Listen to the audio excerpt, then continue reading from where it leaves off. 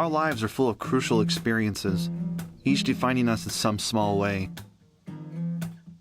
We turn them into the everyday words on a page, color on canvas, on, and share and shape our worlds. In this video, I present to you River Pretty Writers Retreat, a weekend escape with other writers deep in the heart of the Ozarks. Inspiration is discovered. Sometimes I think I just get the most work done while I'm down at the river. It's kind of amazing, actually. That's why I like being down here. All the ideas just start flowing. Experiences are born. All I remember is grabbing the side of the van and feeling it lift, knowing that the vehicle had no traction. There's something in the water. If you're new to the channel, hey, my name's Michael. I changed my lifestyle in 2023 and now live a simpler life in order to better my mental health. I write, create music, and make short films. If you're into that sort of thing, please subscribe and join me on this journey.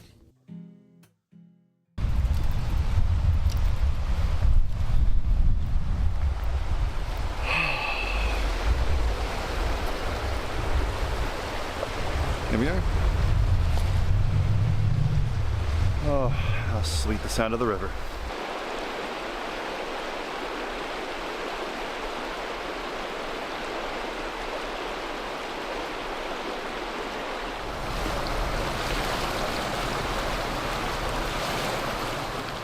Not for now. Good. God and Adam exit. Serpent watches after them, and resumes her yoga. Have one beer. How sweet the sound of grace, amazing, weaving into river song. A wish only Jolene can grant, a fast car going anywhere. To me, this sound is pure joy. Angels blanketed in mortal form, while we attend, high and low on power, beseeching phones for simple chords. Hi.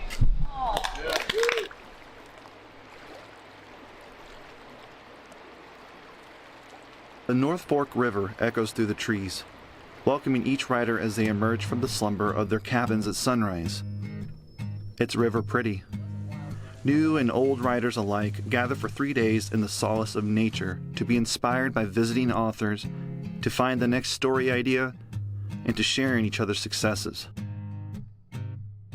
The retreat is a gym in the Ozarks.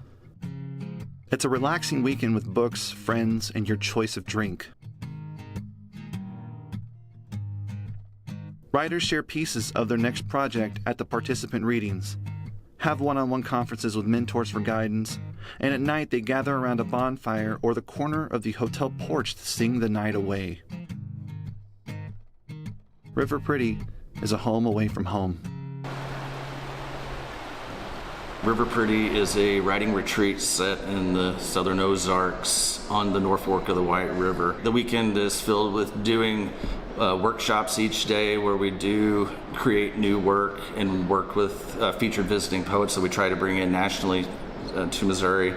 We also, all the participants that come in, we encourage them to get up and read their own material and get over stage fright. If they've never read before, of course they need to get up and read. And also people from the community that may have no other outlet to read, that get their chance to get up in front of a crowd and do it. And then also the writers that we bring in to the Ozarks, give them a platform so they can get up and read to the community as well.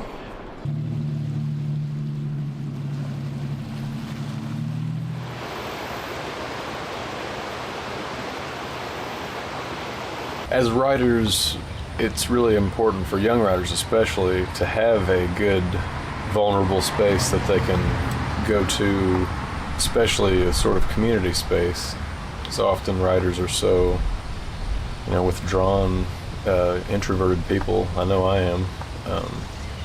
So yeah, having a welcoming space where you can, go and do the thing that you love to do with others is a really good experience for a young person to have to kind of hone their art. And that's definitely something I found at River Pretty.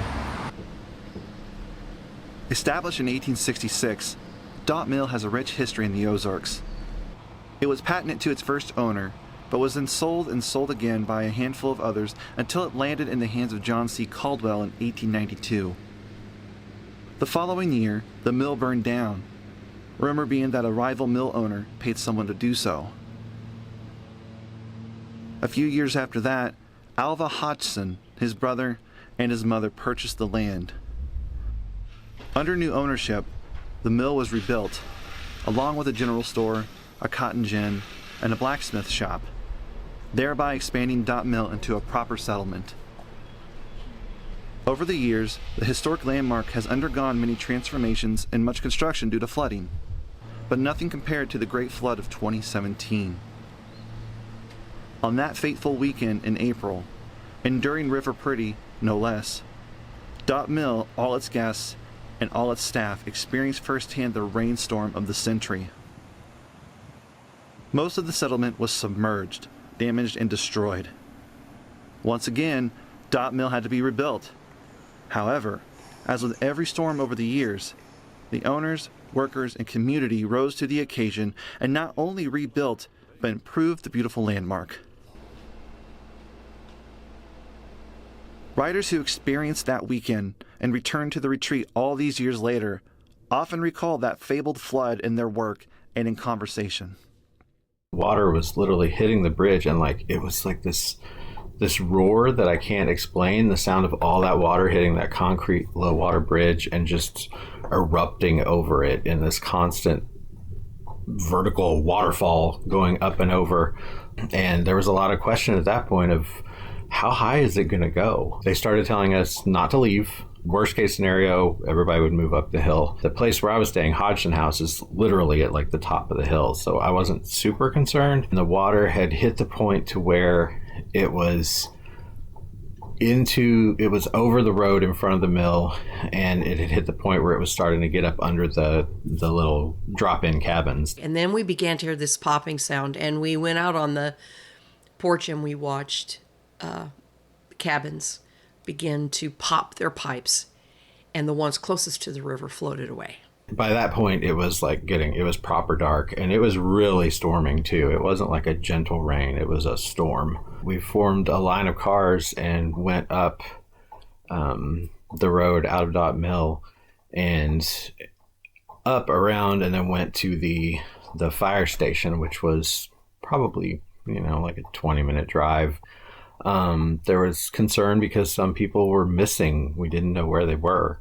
We got in the van, and while the caravan was gearing up behind us, we pulled out in front of them. We were going about 30 miles an hour down a hill, the first hill down on this country road, looking for water, lights on, full-on thunderstorm at night, when all of a sudden, pow, we were hit by a wall of water. We came to rest against trees.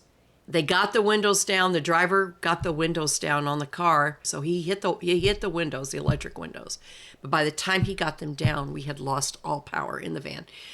So we climbed out the front windows, and I was the last one out. And as I got out, I grabbed my phone. One of my mates, CJ, was literally coming by me in an eddy, and she was struggling to get, and I remember grabbing her by the hand and throwing her around to the front. I tried to call 911. I had no cell service. I turned on the flashlight, held it up. We saw across the way the tops of barbed wire fence sticking up out of the water, and CJ saw lightning bugs.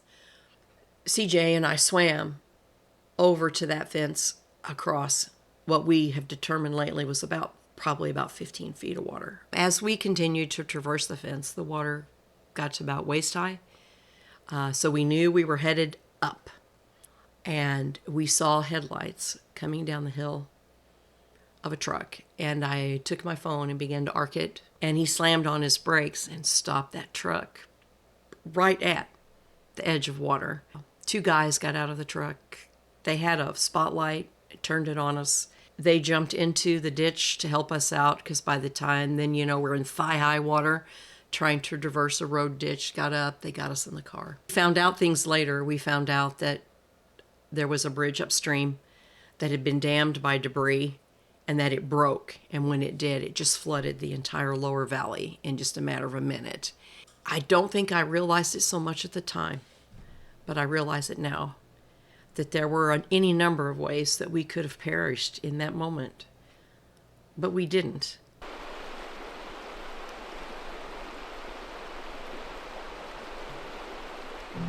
Each retreat consists of lectures from the visiting writers with topics ranging from publishing to political poetry to songwriting. Participant readings are held each day to give opportunities to the attendees to share the works they've crafted. Of course, there's fun and fellowship around grilled meats, vegetable plates, and drinks, all culminating into a final night of pure joy at the bar overlooking the roaring river. Those days are fruitful for all involved.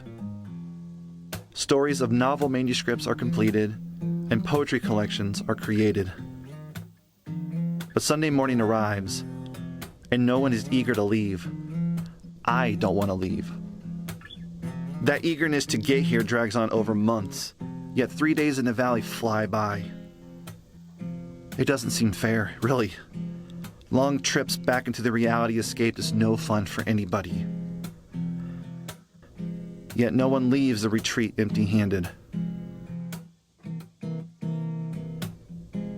A wealth of knowledge is gained and put into practice in the coming days and months before the retreat comes back around again. But until then, we keep writing and we keep telling our stories.